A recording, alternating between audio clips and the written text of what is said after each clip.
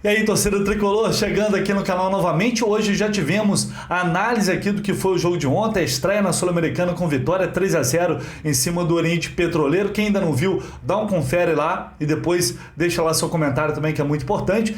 Nesse vídeo aqui a gente vai falar mais um pouco de Paulo Henrique Ganso, que ontem mais uma vez comandou o time.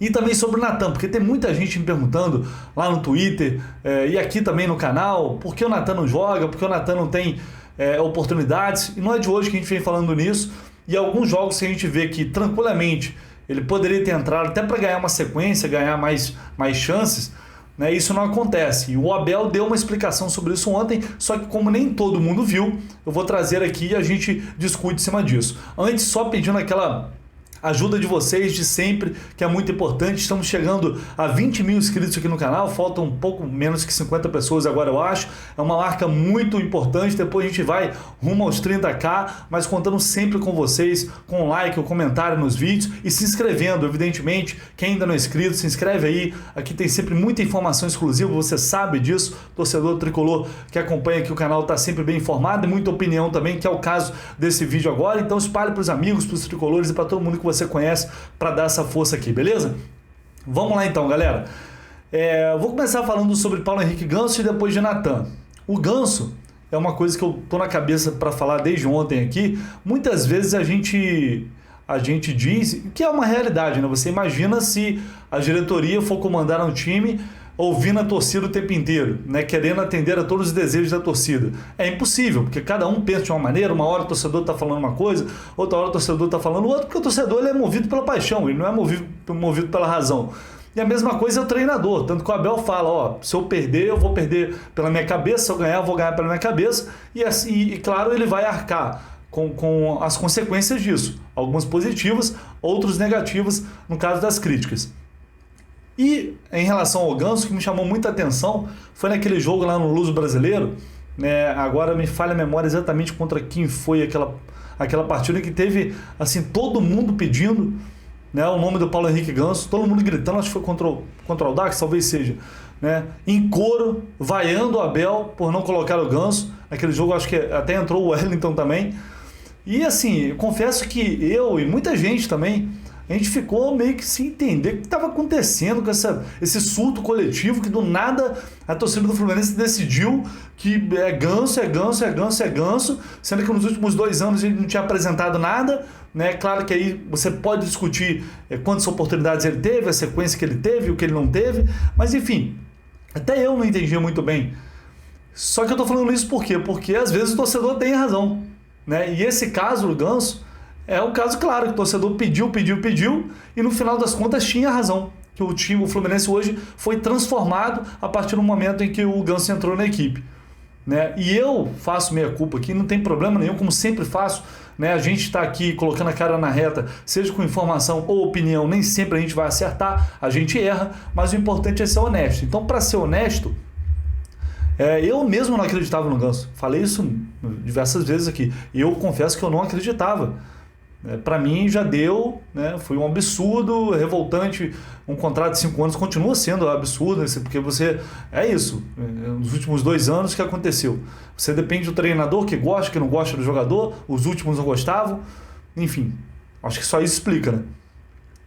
E outra coisa também, que o torcedor tinha razão, boa parte da torcida, e que nós também, aí eu me incluo, né, nesse caso, era que o Fluminense precisava desesperadamente de um armador. O Fluminense precisava ter mais gente no meio campo. E infelizmente foi preciso a equipe ser eliminada na Libertadores para que o Abel de fato aceitasse e entendesse isso. Infelizmente, hoje o Fluminense poderia estar na Libertadores se o Abel tivesse feito isso antes. A verdade é essa. Mas aquele velho ditado, antes tarde do que mais tarde, né? Antes tarde do que nunca, o Abel mudou nas finais do Campeonato Carioca e a gente viu o que aconteceu nesses 2 jogos finais e nessa partida contra o Oriente Petroleiro também. Aí vem as pessoas, que não faltam aí, gente com má vontade em relação ao Ganso, né? E é o que eu falo, eu posso não acreditar no cara, mas se o cara tá jogando bem, né, eu vou ser o primeiro a falar que, o cara tá jogando bem pra cacete, não tem como tirar o cara do time, né? Que é o caso dele agora. Aí eu falo, mas não jogou tanto assim, não deu assistência, não fez gol. mas só vale se der assistência e se fizer gol, né? Porque a gente vê um monte de gente aí, né, fazendo um marabalismo, fazendo assim, usando de vários artifícios para justificar quando o jogador não está bem, ou para tentar aumentar, né, o jogador que é mais querido ali pela mídia, aumentar uma atuação que nem foi tão boa assim. É um malabarismo, tem vários aí. E no caso do Ganso, na partida, principalmente nas finais, no segundo jogo, ele limpa a jogada, né, com uma linda jogada ali, deixa o Arias em condições para dar o passe para o Cano, e participou do jogo o tempo inteiro, procurando espaço vazio, se movimentando, buscando o jogo, né, participando. E em relação ao jogo de ontem, ele não deu assistência, não fez gol, quase fez um golaço.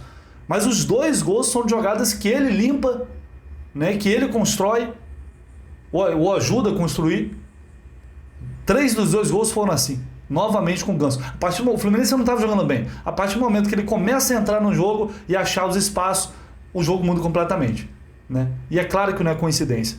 Outra coisa que não é coincidência, a melhora do time, não só por uma questão tática de ter mais um jogador no meio, mas ter esse jogador. O Ganso não tem intensidade, mas ele tem intensidade, ele coloca intensidade no jogo com a bola, com passes rápidos, com visão de jogo, né? Intensidade nem sempre é correr o tempo inteiro, tem mais gente para fazer isso, tem Iago, tem André, tem Cris Silva que tem que correr. Quem não é craque, tem que correr pro craque, pô. O futebol sempre foi assim. É claro que ele vai ter que ser participativo, é claro que ele vai ter que mostrar intensidade, como ele tem mostrado também. Ele não vai aguentar esse ritmo 90 minutos, mas ele tem mostrado sim intensidade. E uma coisa que eu ia destacar, até eu ia fazer um vídeo sobre isso, eu acabei não fazendo, é que aquela rodinha de bobo que o Fluminense colocou lá no Flamengo, colocou na roda, não é por acaso também, é treinado, é trabalhado.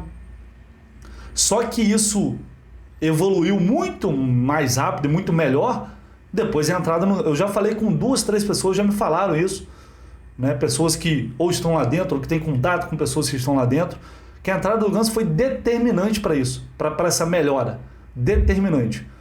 E a Flu TV divulgou um vídeo mostrando esse tipo de treinamento. Vamos olhar aí rapidinho. Cano e o Arias dando um bote aqui, deu certo, tomamos a bola pro Cano.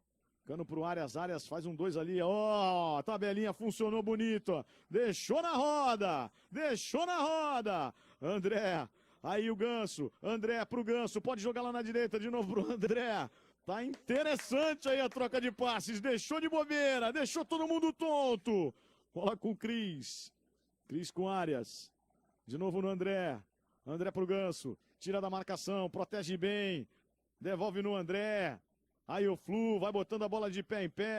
Então, o que eu ia dizendo, o que me disseram é que, assim, não que o time não treinasse isso, mas a entrada do Ganso tem como consequência isso que a gente tem visto, esse toque de bola no meio campo, essa capacidade de envolver os adversários, de muito mais movimentação no meio campo, porque ele faz o balanço, ele vira o jogo o tempo inteiro, ele distribui o jogo. Era esse o jogador que o Fluminense estava precisando. Era esse cara que a gente estava precisando desde o início da temporada, e a gente vinha falando, implorando Abel. E, infelizmente, né, o custo foi uma Libertadores. Mas enfim, agora olhar para frente, tem Sul-Americana, tem Copa do Brasil, tem Campeonato Brasileiro, tem muita coisa por acontecer aí pela frente. Não, e aí o duro é o Abel falar que achou o Ganso. Ele falou na coletiva de ontem, achei o Ganso. Pô, o Ganso estava ali, né? O Ganso estava ali o tempo inteiro. Se tivesse procurado melhor ali, né, talvez a realidade do Fluminense na temporada seria outra. Faltou procurar um pouquinho melhor, porque o Ganso estava ali. Né, Abel? Verdade é essa. E o Abel ontem na coletiva já garantiu o Ganso como titular contra o Santos. Deixem nos comentários o que vocês acharam sobre isso em relação ao Ganso.